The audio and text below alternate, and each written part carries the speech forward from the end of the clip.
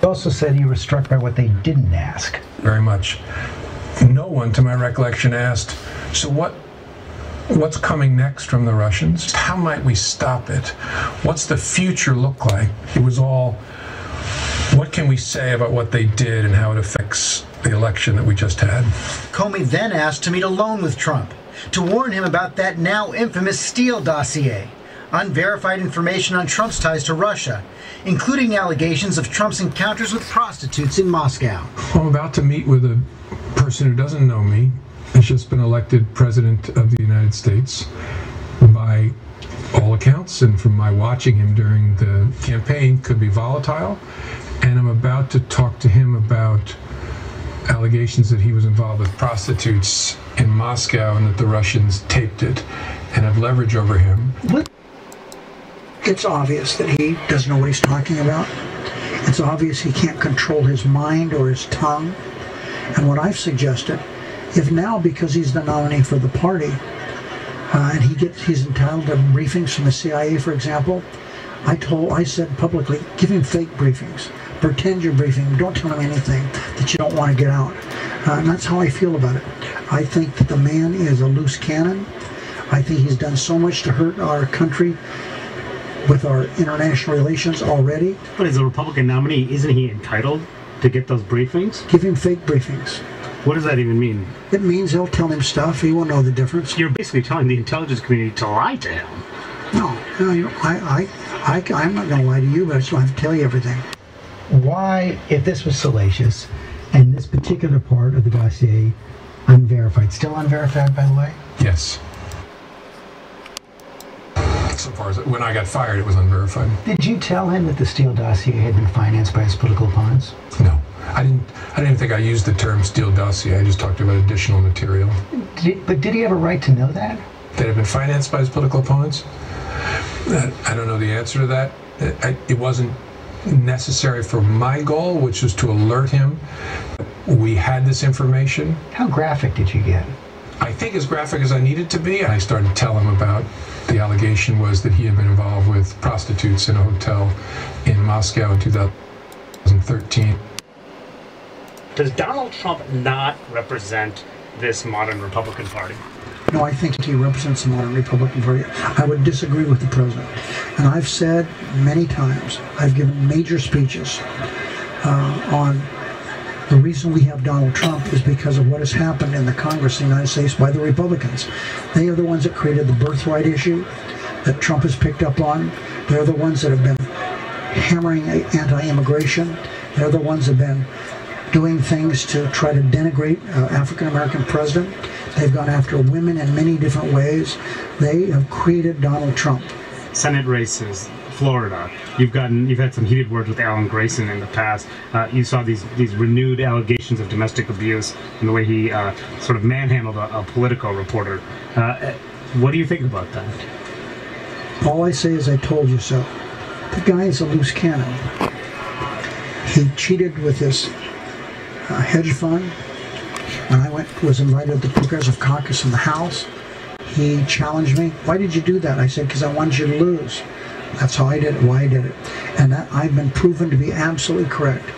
We can't have a person running for a Senate who whacks his wife around. Would you? He lost all the support of all the progressive groups have dropped him. If he wins the primary, will the party not endorse him in the general? There isn't a chance in hell he's going to win the primary. A lot said about this because the president brought it up the other day, and it was kind of poo-pooed by a Democrat who I had on last night who said it didn't matter that they didn't actually have the server. But watch this moment between Congressman Will Hurd and James Comey. So, Director, FBI notified the DNC early, before any information was put on WikiLeaks, and when you have still never been given access to any of the technical or the physical machines that were hacked by the Russians. That's correct, although we got the forensics from the pros that they hired, which again, best practice is always to get access to the machines themselves, but this, my folks tell me, was an appropriate substitute. So, what do you say to that? Well, you're taking the word of someone else who's investigated it. No, I would think the police would only take the word of themselves when they actually investigated and looked at the servers. So I don't think there's any excuse for them not having done their job better. And the thing is a lot of this stuff's more complicated than people would think. When you're trying to trace who actually hacked into it, because there are people who can actually put the type of a fingerprint on what they're doing to make themselves look like someone else. They can make them, by going through several different servers, obscure where they're actually coming from. And so I don't think it's always as black and white when we say so-and-so did this hacking or didn't. And I think it would be very important that the FBI should have looked directly at the Democrat servers. Yeah, I mean, you know, I can see people being concerned about some of what they saw yesterday, but boy, if this happens again, and you point out North Korea, China, there's a lot of bad actors out there, that would be real genuine embarrassment. So, it's well known by now that political propagandists Christopher Steele and Glenn Simpson of Fusion GPS had the best of both worlds at their fingertips thanks to accommodating officials inside the federal government. They were simultaneously getting the Trump campaign targeted by the FBI and the news media by shopping the exact same evidence to both. Steele was being paid by the FBI for providing them with his tall tales. That is, until they were forced to cut ties with him shortly before the 2016 presidential election. We know, however, that it wasn't just the political operatives at Fusion GPS playing the double-dealing game of giving fake allegations about the Trump campaign's supposed Russian ties to the Department of Justice, DOJ, and the FBI, while offering the same wrong information to the news media. As former FBI General Counsel James Baker told members of Congress during his testimony before the House Oversight Committee last October, there was yet another political operative who was also playing the strategic leaking game against the Trump campaign during the 2016 election and afterward. Baker revealed to the committee how the FBI started an investigation into supposed collusion between the Trump campaign and a bank in Russia, Alpha Bank, using information it was given by Perkins Coie lawyer Michael Sussman. Now, Perkins Coie is a name we have become quite familiar with, especially for all of you who have been following our Spygate coverage. It's the same law firm used by the Hillary Clinton campaign and the Democratic National Committee, DNC, to hide their payments to Fusion GPS for the creation of the Steele dossier. So Epoch Times contributor Jeff Carlson first broke the news from the Baker transcript with the testimony. Transcripts of former top FBI lawyer detail pervasive abnormalities in Trump probe, and we actually covered that here, right here on Declassified. That explosive expose was soon followed by another article. Baker testimony reveals a Perkins Coie lawyer provided FBI with information on Alpha Bank allegations. So pervasive abnormalities is a very polite way of describing what happened here. A single lawyer approached the FBI with documents that claimed servers at the Trump Tower in New York City were in surreptitious communication with servers at the Alpha Bank in Russia. Now, Sussman isn't an intelligence agent, and the documents he handed off to Baker aren't from an intelligence source. He's 100% a political operative, passing along to the FBI the work of other political operatives. As Carlson writes in his article, Perkins Coie partner Michael Sussman, whose firm had been retained by the Democratic National Committee, DNC, and Hillary Clinton's 2016 presidential campaign, provided information to Baker and at least one journalist ahead of the FBI's application for a FISA warrant to spy on Trump campaign foreign policy advisor Carter Page. Perkins Coie was also the law firm that had hired Fusion GPS on behalf of the DNC and the Clinton campaign, which in turn hired former British MI6 agent Christopher Steele to produce the dossier that has become known as the Steele dossier. Not only was Sussman shopping this information to the FBI just like the Fusion GPS boys, he was also giving the same information to the New York Times and possibly other media as well, as Carlson notes in his article. During the second day of Baker's testimony, he said that during a subsequent follow-up conversation, he understood that Sussman was also taking to the media, noting that Sussman had told him some elements of the press had this information as well and were going to publish something about it. In either the second or third conversation, Baker came to understand the New York Times was also in possession of Sussman's information. As would become clear later, other members of the media also had the same information. As Brian has stressed repeatedly in recent columns, in no way whatsoever can a real intelligence agent or asset be selling or shopping real intelligence evidence to the news media, and they most certainly can't be doing this when the FBI has launched an investigation based on that same evidence. If we had had an FBI functioning according to correct protocols during the Obama administration, it should have raised huge red flags that the evidence was coming from people directly affiliated with one campaign in the 2016 election who were making accusations directed at the other campaign. So the FBI should have treated these documents and Sussman's story with extreme skepticism. They should have especially reconsidered using Sussman's evidence once he got caught shopping it to news outlets. But Baker's testimony reveals that's not what happened. Instead, the FBI eagerly launched an investigation based on Sussman's documents.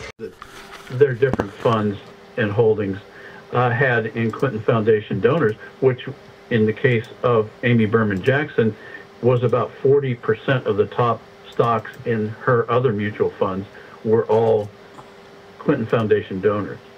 So we see a massive fraud here. Massive. Absolutely, and it's over and over and over again, and they can't play like they don't know by saying, oh, it's in the mutual funds. I didn't know. Yes, they know because some of them invested specifically in Fidelity, not just in mutual Correct. funds, but very, very, very specifically. And when you then find out that Fidelity controls hundreds of other companies, corporations, and that they give to the Clinton Foundation just in the year that you've discovered, 2017, when everything had calmed down, $1 million, you can expect that in the previous years they gave a whole lot more. And Fidelity represents a lot of corporations that are multinational, which would then bring in the entire, this is foreign investment, this is foreign meddling.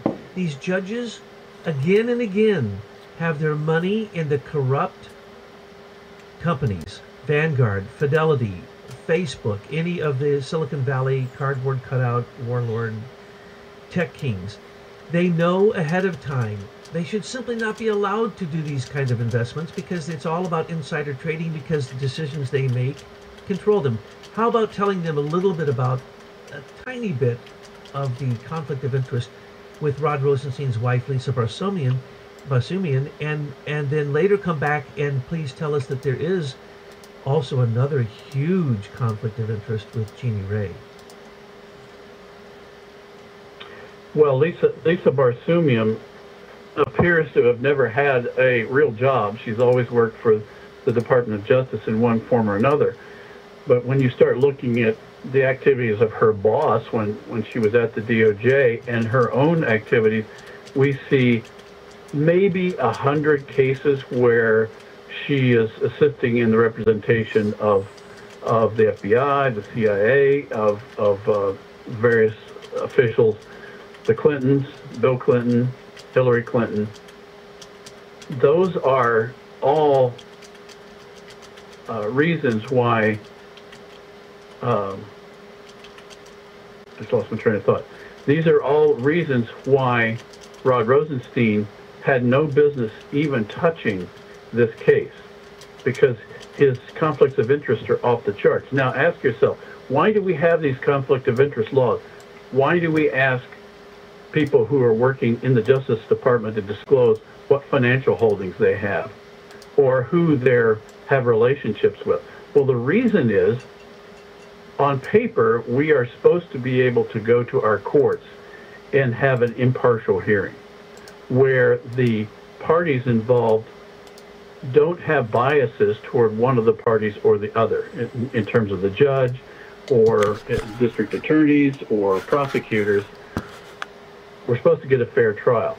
But when we see situations where they either have holdings or their spouse has holdings or somebody in their family has holdings, financial holdings in a litigant that's coming before me, then my duty as a citizen of this country and somebody who pledged to be an unbiased judge, I must recuse. But what we see is exactly the opposite. We see judges across the country refusing, digging in their heels, and never recusing. And their argument is cockamamie. Their argument is, well, if I give in here, I'll have to give in everywhere, and everyone will try to knock me out of the case then. And I'm thinking, yeah, and what's your problem, buddy? We have such prima donnas here in our judicial system. If they've got a conflict, then get off, buddy. Stop this holier than thou monarchical attitude toward your job. Comey, etc. Comey's entire FBI team has been wiped out. The same for Lynch's DOJ rat. Obama's NatSec crew, Brennan, Clapper, Comey, etc., has been stripped of security clearances and know they are legally exposed. The Clintons have been under intense DOJ OIG investigation for the Clinton Foundation and Uranium One. Obama has been under intense DOJ OIG investigation for Spygate, the election crime. The leaked network of fake news reporters working with Obama and Clinton have also likely been uncovered. The UK and Australian governments have been muzzled. Democrats in Congress, yes, they have won the House. But once the role of so many of their most powerful members is revealed, it's likely that their victory will be a Pyrrhic one. And more. You get the picture. They may whine on Twitter and play games, but Trump has most of the Republic's enemies muzzled or defeated. However, Mueller and fake news remain. They are very weak now, but have one last weapon left. Defeating Mueller and fake news, Trump's strategy. Obama and Clinton destroyed modern journalism by weaponizing it. During the 2016 election, 65 so-called journalists were exposed as covert Clinton partisans working with her campaign as a de facto department of propaganda. The OIG report released in 2018 indicated that reporters were working with corrupt FBI agents to do the same thing. It has been strongly suggested that there is a cadre of propagandists masquerading as reporters who have been secretly paid to do Obama and Clinton's dirty work. The fake news' weapon has always been to use classified information and leaks to damage the opponents of Obama and Clinton. Their ability to influence millions of brainwashed citizens 24/7 is a potent weapon. Trump has known this for a long time. That's why he's hammered the fake news 24/7, 365 since 2015. It's also why since early 2017, Trump and his master spooks have confused and distracted the fake news enemies with real leaks of fake news, while also sealing off any leaks from the most important investigations into Obama and Clinton that have been running in secret. This has had a devastating impact, but Mueller and fake news still have the ability to create and shape narratives working together. For example, right now, Mueller is trying to frame the 4 individuals who will be revealed as targets of the illegal FISAs: Manafort, Flynn, Papadopoulos, and Page, as suspicious liars. This is for fake news to activate later. Mueller is also desperately trying to create a false narrative that the Russians hacked the DNC and then leaked it to WikiLeaks, then waited for the green light by the Trump campaign to release them. Fake news is pushing this lie 24/7. Trump knows exactly what Mueller and fake news are doing. What else does he know? They need fresh meat in the form of information to keep up their assault on Trump. In order to create narratives, Mueller needs access to fresh intelligence. For fake news to do the same, they also need fresh leaks. Trump isn't going to give them either. Can you see why he's holding back? Let's say that Trump releases everything, unredacted, today. Fake news would misreport it and twist it in a way that their zombie-like fans would believe. And Mueller would also be able to come up with the new investigations and narratives to keep his witch hunt alive until 2020. The solution? Release nothing until Mueller is gone. Without Mueller, fake news are deprived of their one last Obama-Clinton holdout. Pressure Mueller to close his investigation and then release everything. The end game. Goodbye, Mr. Mueller. Mueller was probably hoping to try and keep his witch hunt going until the new Congress is sworn in on January 3rd, 2019. That will now be very difficult. Time is against him, and Trump has been turning the screws on him tighter and tighter since the midterm elections for at least these reasons. AAG Whitaker has been appointed and is no friend. He will have already leashed Mueller, if not ordered him to close the investigation. A steady flow of incriminating information against Obama, Clinton, and their cronies is starting to emerge via reporters such as John Solomon. We are seeing the appearance senior Obama officials forced to testify under oath in Congress. Two of Mueller's targets, George Papadopoulos and General Flynn, will soon be able to tell their stories with no fear of consequences. We are also learning of major investigations into Spygate and the Clintons that have been kept hidden and under wraps. Mueller's new strategy will likely be to release a damning report that he hopes the House can use to impeach Trump. One problem: Whitaker has the power to block its release. One thing seems certain: Mueller will be closed down, in my opinion, by or near the end of the year, if not sooner. Once that happens, it is endgame for the enemy. Timing and momentum. Once Mueller is gone, it is over for the enemies of the Republic. Trump will know he has already won the war, and that the timing is right to engage the Republic's enemy in battle. And that is when Trump will give his order, fire at will. You say you're always going to be loyal to President Trump. If you're indicted or convicted, do you expect that he'll pardon you?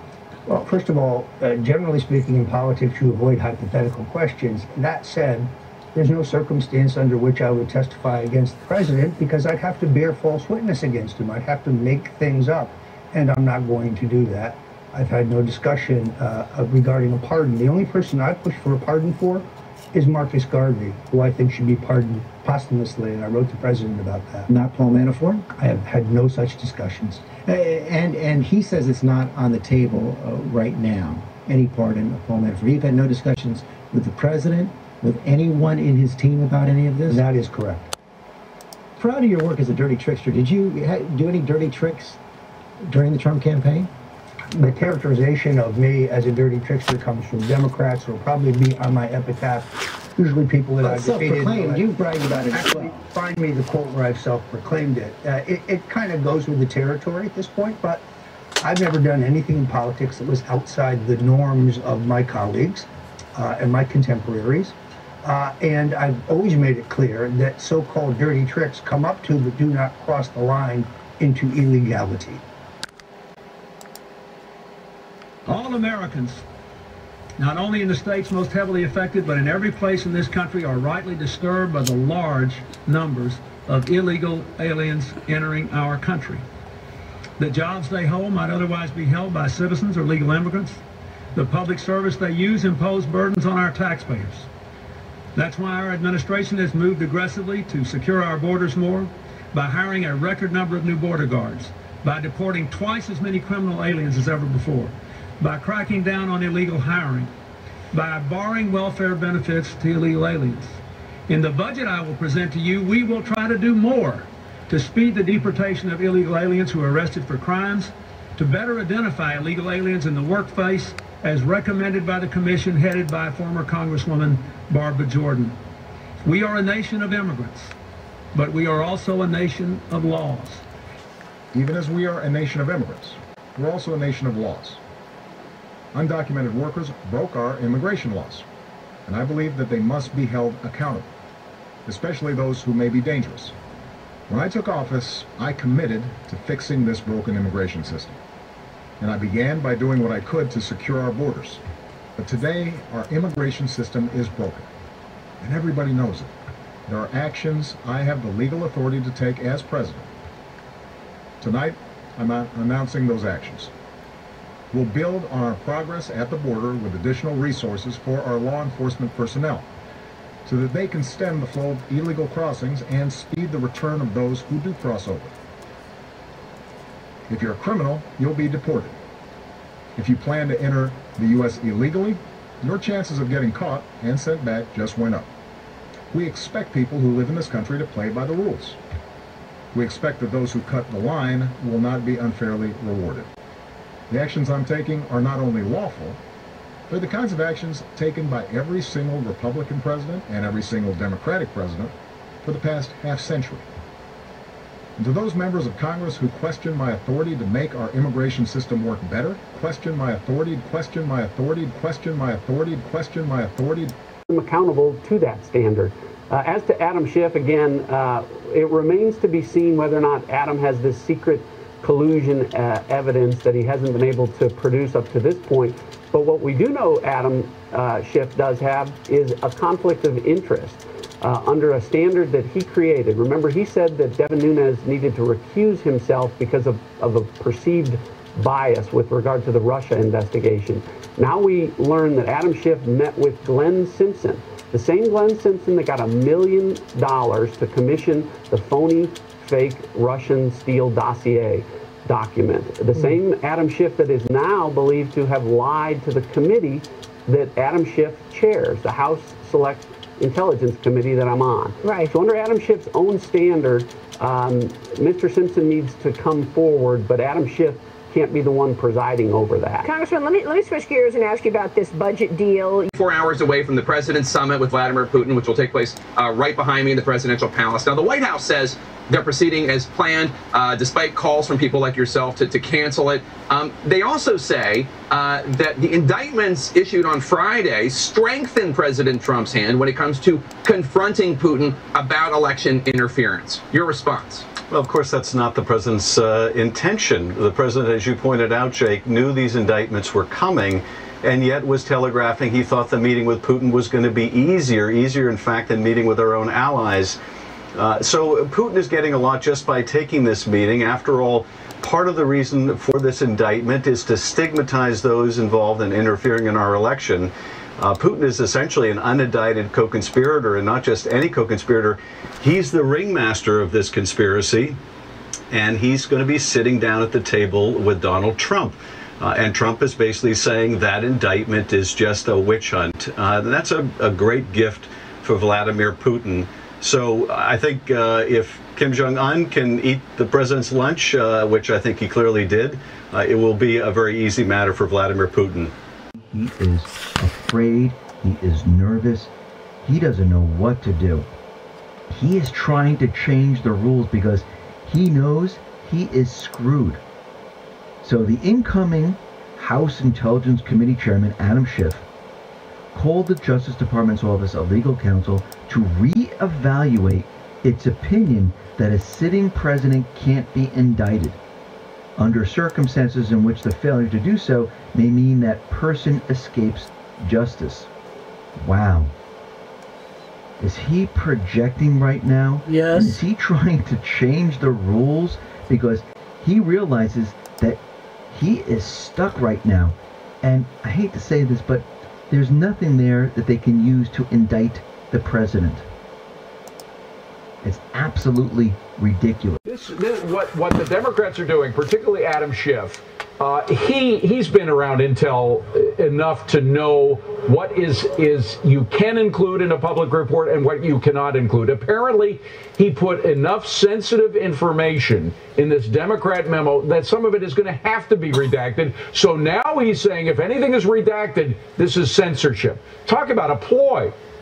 Well, you're absolutely right, David, and I'm tired of Adam Schiff and other Democrats playing games with our intelligence and with the processes that we have to rely on for meaningful investigations. Here you've got a circumstance where clearly the Democrats have chalked this memo full of sources and methods that would hurt the American people if they were exposed. And so, of course, the president is going to have to redact some of that information. But I don't know how Adam Schiff has any credibility left with the American people. Remember, David, when he told us that the release of the Nunes memo would disclose all sources and methods. That turned out to be a complete lie. He accused Devin Nunes of unethical conduct. Devin Nunes was totally cleared. And then Schiff also made the accusation that we changed the memo before giving it to President Trump. He's not even making that argument anymore. So time and again, he's proven uncredible. And honestly, we've got to move past the partisanship on this issue so that we can have consequences for the people who did bad things. All I can say is, the fact is that every Republican, correct me if I'm wrong, every Republican on that committee voted to release the Democratic memo. They voted with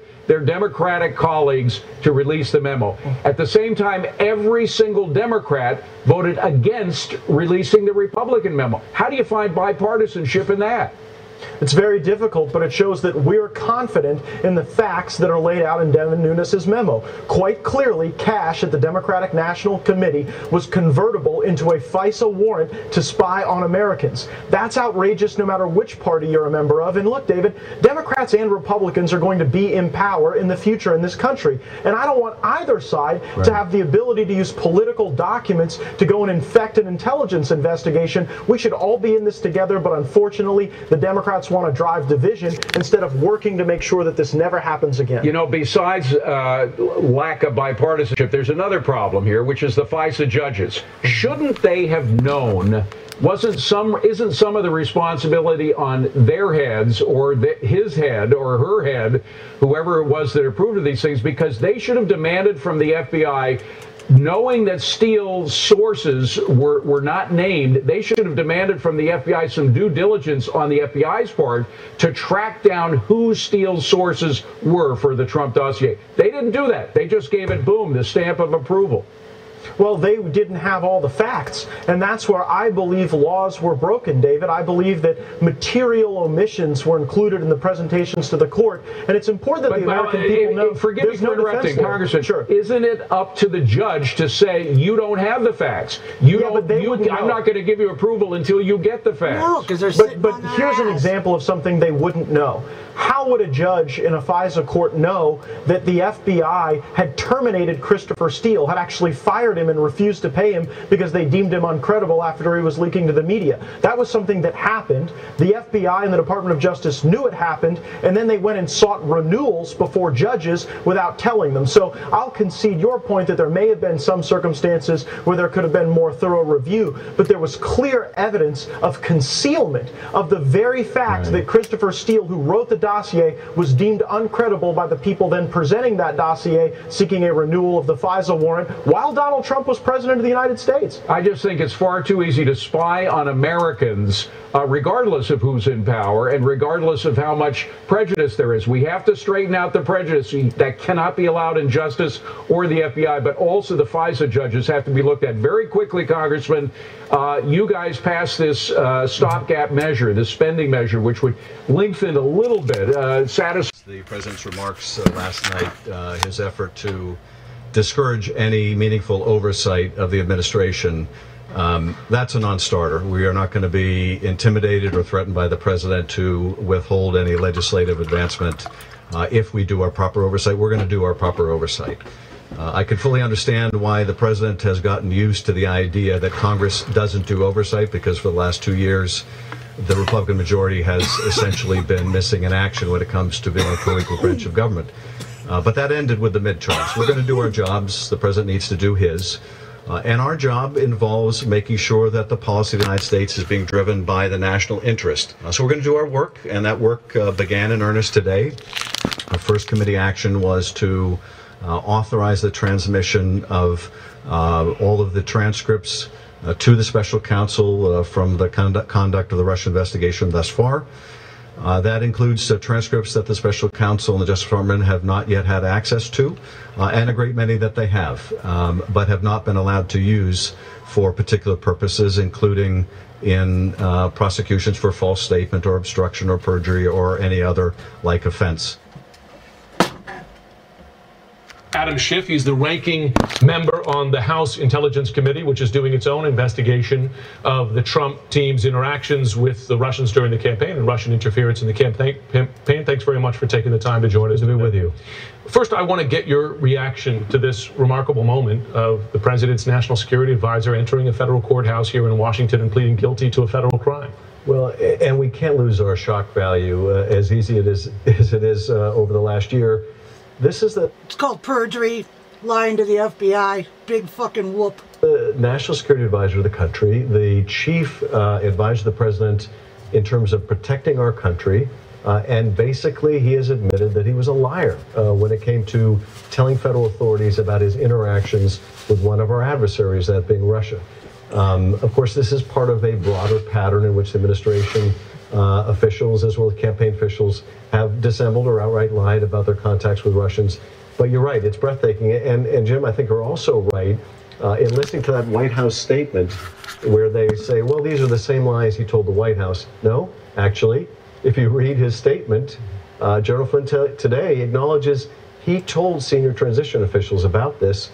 Those people all became part of that White House. So it's not going to be that easy for the White House to simply say, nothing to see here. And also, to be clear, in the statement of offense, he says not only did he keep them informed, but on at least one of those calls with foreign leaders during the transition, he was directed by someone in the campaign. The White House argument in that statement and throughout has been he was in effect freelancing here, right? He was acting alone. You're doing your own investigation here. Does that stand up to the facts as you know them? Of course not, but we've seen this pattern when Manafort first got in trouble. Well, he just had a small role in the campaign for a small period of time. Well, he was the campaign manager. When the Papadopoulos plea took place a month or two ago, well, he was just a foreign policy advisor, he's a liar. Well, now it's the national security advisor, one of the president's top advisors, one of the most visible surrogates, not someone they can easily write off as a tangential person who simply volunteered his time. So there's no, I think, belittling the significance here. And that group of senior transition officials that Mueller is referring to in that statement of the offense that go unnamed, that's a very small list of people. And do you know who those senior one is described as a senior transition official. One in the statement of offense is described as a very senior transition official. Do you know who those officials are? I don't know. It's a narrow category of people it could be. Who's in that list? Well, certainly Mike Pence is in that list. Reince Priebus is in that list. Is the president in that list? The president is in that list as well. And it would explain if the president was among those senior officials who were in the know, if not directing these contacts. It would explain why he was so reluctant to fire Flynn. Why, in fact, at the time, the president wasn't upset that Flynn had lied, only upset the press had found out. That, of course, is consistent with a president who knew this all along. Two questions about the core allegations involved here. Shortly after Flynn was interviewed by the FBI, I believe on the 24th of January, 2016. 2 days later, remember Sally Yates, then the acting attorney general, warned the White House and said he has lied, and that makes him a security risk. And it was a couple weeks later when Trump asks James Comey, then FBI director, to end, in effect, the Flynn investigation. In your view, is that obstruction of justice? Well, it certainly could be. If the president is instructing the FBI director, make this go away. That would very well That's what Obama did. An act of obstruction. What Bush did. You now have this week also Republican senators saying he was trying to effectively shut down the congressional investigations. I asked the Attorney General a question yesterday when we had him before our committee, whether the president ever instructed him to take any action that he considered would hinder the Russia investigation, and he declined to answer the question. All of this... No, he said no. Is what he said, you stupid fuck. Why Congressman Schiff seems so uninterested in whether the infamous Trump dossier is true. Are the facts in there? Are they right? Mr. McGurn joins us tonight. Bill, thanks for coming on. Thanks, Tucker. So, obviously, I'm annoyed by Adam Schiff because in the face of a sincere question, he accused me of being a Kremlin agent and, in effect, unpatriotic. You have, I think, a little emotional distance from this. Tell us your concerns about his behavior as a member of the Intel Committee. Well, at a basic level, the Intelligence Committee is an oversight committee, right? And oversight committees are charged with getting information, keeping tabs on the government.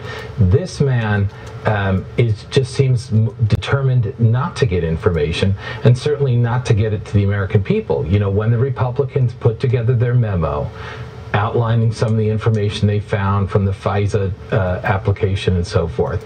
You know, he was asked on CNN, shouldn't the American people see this? And he opted for the Nathan Jessup response in A Few Good Men. You can't handle the truth. I mean, he doesn't trust the American people. I think, you know, the bias should be toward disclosure. I think there are legitimate things that should not be disclosed. But, you know, we make unclassified summaries of classified information all the time. And remember, he fought the subpoenas of justice. He fought the subpoenas for the FBI. He fought the subpoena for Fusion that eventually led to the news that the Hillary campaign had funded the Steele dossier. So you're old enough, and I am too, to remember a very different time where the sides were kind of inverted, and it was Democrats, Frank Church of Idaho, for example, who were arguing that the public has a right to know at least a broad outline of what the intel agencies are doing, what law enforcement is doing. It's our government, it's our country. We have a right to know. Democrats used to say that all the time. I agreed with them. When did they stop saying that, and why? I don't know. I mean, look, to me, there are two big issues.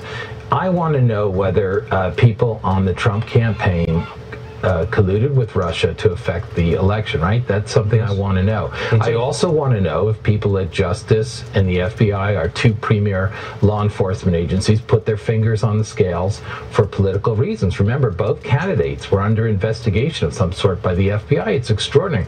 And the most important thing is not prosecutions, it's finding out the truth. And we have a whole lot of people. I mean, when this memo was produced and it came out, you know, it had the hashtag release the memo. You know, Congressman Schiff came out and was blaming it on Russian bots. Well, you can look at it the other way. What does it tell you when Russian bots are more for disclosure than a congressman on the House Intel Committee? We've invited him many times, including yesterday, to come on and explain that. Explain how he found himself basically practicing McCarthyism. Yeah, and he's always on the TV show saying he found more than circumstantial evidence that Donald Trump had colluded, but we haven't seen any of the evidence. It sounds like OJ's promises to find the real killer, you know? Well, he won't come on this show. He hasn't been since December 7th. We're keeping track of last year. So anyway, Bill Ingrid, thank you very much. And welcome back to Hannity. So during my exclusive interview with Julian Assange, we discussed how WikiLeaks exposed the rampant collusion between the mainstream media here in America and the Clinton campaign. Let's take a look. I said in my country, Julian, that journalism is dead. I said it in 2008 because I was investigating Barack Obama and his backgrounds and his associations and his career and his lack of knowledge and his radical belief system. And everybody in the media ignored a lot of it. So my question to you then is, now knowing what WikiLeaks revealed about the Podesta emails, on Clinton corruption, on pay to play, on Bernie Sanders being cheated, all of this is revealed. Not a lot of it was covered. So what does that say to the American people about media coverage in America? Dishonest? It's very dishonest. Corrupt is interesting. It depends on your definition. If you look at what we published in the Podesta emails, if they're colluding with Hillary, that's not corrupt. It's ethical corruption. They're not identifying it to their audiences. They claim that they're objective journalists. It's ethically corrupt. Corrupt by corruption also means something in law, which is that you're taking money in exchange. Okay. So I don't think that collusion. They're colluding, yeah. Okay, because they share her political agenda. Well, why else would they collude? Or they hate Donald Trump? I think that's an optimistic interpretation, that they share the political agenda. Well, explain that. It's more like, you rub my back, I'll rub yours. I'll give you, I'll give you information. You'll come to my, I'll invite you to my child's christening or our next big party, or do you know what I mean? We go to or a steak dinner. Yeah. So I think it's more, sadly, I think it's along those lines. But I look at this list of what WikiLeaks exposed. Can I just go back to this media question? what is the line now in the New York Times, MSNBC? Okay, the line is that WikiLeaks changed the result of the election.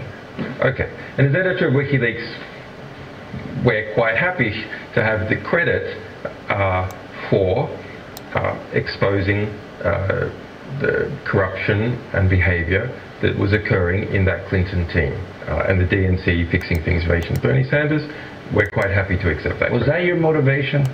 Was your motivation to influence the election, or is your motivation, what is your motivation? Is it fidelity to truth? My motivation for maybe 20 years, but 10 years with WikiLeaks, has been to publish true information that is otherwise unsayable. So we're not in competition, if you like. You have no political agenda. That is a political agenda. We have no government corruption. It's not a party political agenda. It's a philosophical agenda.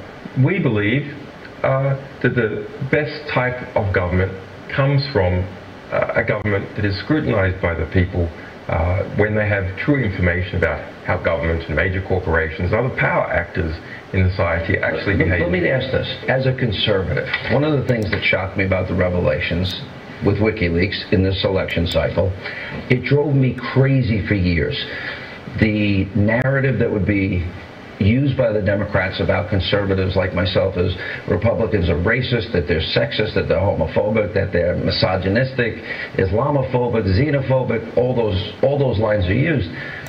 And what was fascinating, and not many people wanted to pay attention to it, and I think that's because of the media collusion, is they were exposed as using racial language, being anti-Semitic, homophobic, which led to, on the eve of the Democratic convention, Debbie Wasserman Schultz being fired. That, to me, was the type of thing that you sort of like open a window and things are not often the way they appear. Is this now a new reality going forward in terms of, if the media is not going to do their job, there are going to be more WikiLeaks in the future? Well, I certainly hope so. Butowski colluded. Bullshit. Butowski is an occasional commentator on Fox News and also paid for Rod Wheeler's services as an investigator for Seth Rich's family. We spoke with Butowski, who told us that Wheeler was actually desperate to work with him and gain access to the White House. But Wheeler's lawsuit paints a different picture and alleges Butowski sent him this text message. Not to add any more pressure, but the president just read the article. He wants the article out immediately. It's now all up to you, but don't feel the pressure. That article mentioned in the text was one published by Zimmerman back in May. In it, she reports Seth Rich was responsible for the DNC emails leaked during the 2016 presidential election, citing Wheeler as one of her main sources. The lawsuit also alleges the motivation behind that article was to divert attention away from the Trump administration's alleged collusion with Russia. But let's take a closer look at Rod Wheeler and his allegations. He claims he was misquoted and ultimately defamed. Specifically, Wheeler says that he never said this: "My investigation up to this point shows there was some degree of email exchange between Seth Rich and WikiLeaks." However, an audio recording of Wheeler proves he does indeed stand by that statement. It kind of makes sense in a way, because with everybody pushing back on this email thing and the family, and they're so protective of the email, it leads me to think that perhaps there were some communication between Seth Rich and WikiLeaks. Here he is on Fox News with Sean Hannity confirming that statement once again. When you look at that with the totality of everything else that I found in this case, it's very consistent for a person with my experience to begin to think, well, perhaps there were some email communications between Seth and WikiLeaks. I don't know for sure. I don't know, as a matter of fact, if the emails went out to the WikiLeaks. And Russians now, in these couple of minutes, do Americans who are suborned in such a way, and Russian oligarchs that are recruited or suborned, do they necessarily need to know that they are doing Russia's bidding? No, many times they do not. They do not even know that the person that they're interacting with is a Russian. Many times they know that individuals may be Russian officials, but they don't know that there's an intelligence connection or an intelligence motive behind it. Thank you. Thank you. I'm